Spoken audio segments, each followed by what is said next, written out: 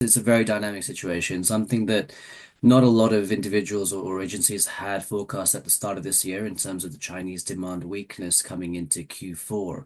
Now, we have seen that 2024 is essentially the plateauing year for the gasoline demand, because of the EV uptake, and that you can see that in the new ICE vehicle sales or EV vehicle sales being more than 50% for the last couple of months within China.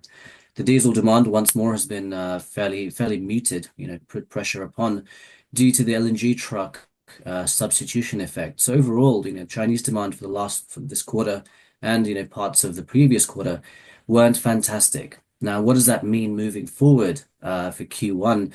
We are looking at some potential weakness, the overhang as well, as we come into the plateauing years of the diesel demand, which of course pull back on the refinery margins, right? With the cracks being fairly suppressed, although the cracks do still remain wide enough for exports for the export quotas to be fully utilized. Now, what does that mean for the rest of China and Chinese demand and the rest of Asia?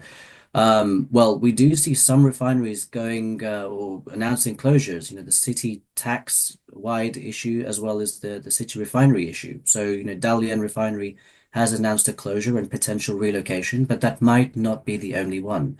So that's a negating trend versus what has happened in the last few years in terms of new refinery capacity. In the next few months, we'll see a couple of, is it Dashi, Zhenhai, and Yulong second train still to come online. So it's a real tussle in terms of market share for the Chinese refining and then product make and product export.